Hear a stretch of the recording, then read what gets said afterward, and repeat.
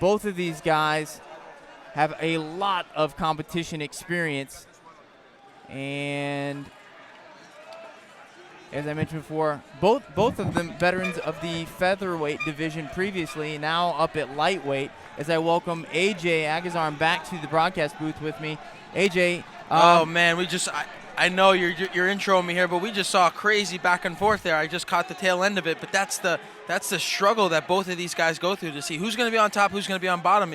Honestly, Marcio just did a huge advantage for himself. I know he doesn't have an advantage on the board, but he just got a huge advantage in this match with Gianni to be on bottom first. That's a great advantage against an opponent that's as good in the guard as Gianni. Wow, this is an interesting match. This is one I was really looking forward to. It'll be interesting to see if Marcio gets it done again here. This is his second attempt at, or it will be his second gold. Am I right? Yeah, that's correct. And, you know, he is in essentially, they both kind of have a similar strategy, right? You mentioned, you know, which competitor would wind up on bottom to start things off.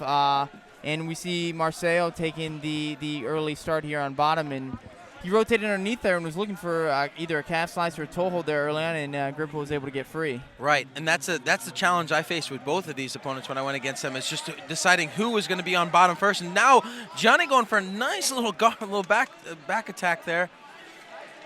So, AJ, having competed against both these gentlemen before, they seem to have very similar games. I mean, from the bottom, but how are they different? You know, I think that Gianni certainly relies on being on bottom first, whereas I think that Marcio is a bit more well-rounded in the sense that he could also be on top and be comfortable. But when I competed against both of them, it was the same battle for me. It was the same battle for who would get bottom position first. And I hate that. I hate going back and forth to see who's going to get the bottom. I would much rather stay on my feet and fight for a takedown or defend a takedown. But in that sense, they're both very similar. They both favor the guard.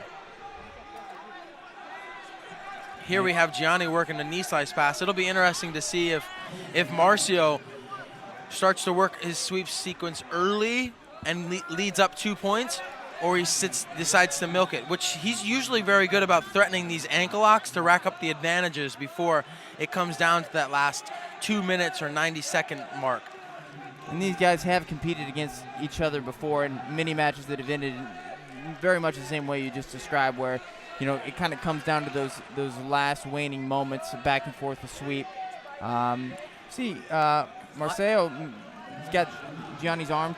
Well, I call their style of jiu-jitsu cooking it in the oven. They really they put everything in the oven and let it cook for probably about 8.5 minutes, and then you see everything that was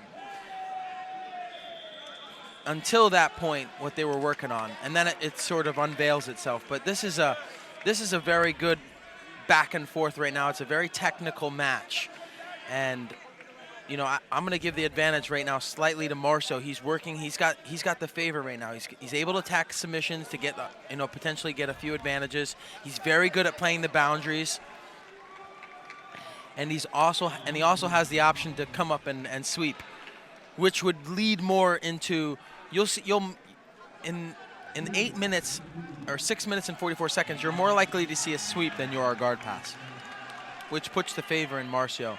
And that puts a little pressure on Gianni to start to work for a pass here. So we'll see how that fares up. I think both athletes have gotten much better over the years.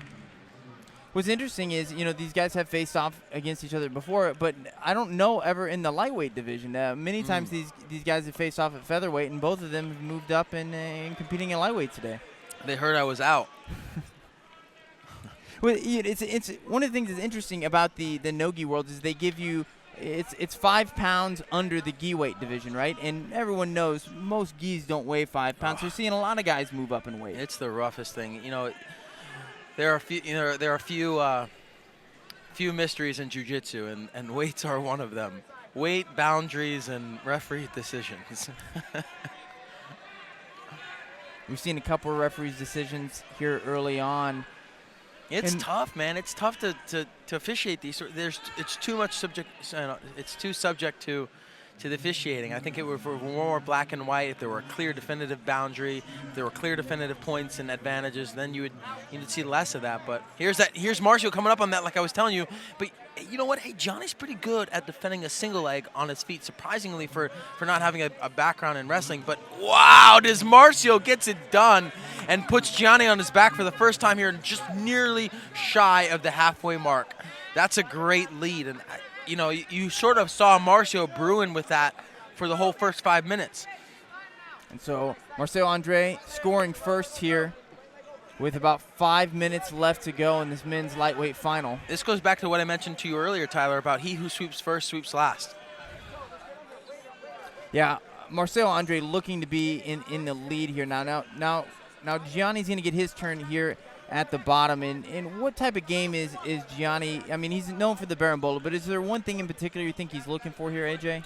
Well, his game shifts. Like, if he were to be on bottom from the beginning and have this 2-point advantage or 2-point lead, his game on bottom would be much different than what his game is going to be on bottom. He knows he's down 2 points, so he's going to have to be much more open and take a little bit more risk than he normally would, which a guy against Marcio, that could be very, very dangerous. He's a killer. He realizes a lot of positions before, 3 or 4 moves ahead. Yeah, he's a really special kind of guy. See, he nearly snaked past the guard there of Grippo. I remember several years ago in the gi, he passed Cobrinha's guard, and one of the few gentlemen to have the pleasure to do that. And it just goes to show the skill set of someone like Marcelo Andre. He's very savvy.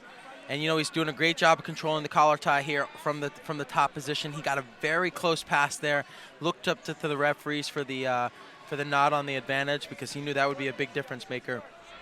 If he had an advantage for that, he could probably give up a sweep and still be up. Let's see if he tries to go for it again. I'm not seeing a whole lot of risk here from Gianni, which is, and it's not that it's abnormal because he's very conservative in his approach, but you would think that he would amp it up a little bit more with being down 2 points, and there's only 3.5 minutes left. In 3.5 minutes, really, I mean, it may seem like, I've got 3.5 minutes, but that's not a lot of time in a jiu-jitsu match, really. Not at black belt. Not at black belt. And when things are a little bit more haphazardly put together, absolutely. But these guys have been methodically sizing each other up and putting efforts and strategy behind their every single movement. The entire 7 minutes so far. Is Gianni a guy that's going to come up on a single leg a la what Marcelo Andre was able to do to score earlier in the match, or is Gianni's approach can be a little bit different than that? I think where they differ is that you see that Gianni likes to go for the back as opposed to Marcio is more keen to being on his feet and taking it down from there. Gianni looking to make his move now and come up. You might see a nice little back attempt here.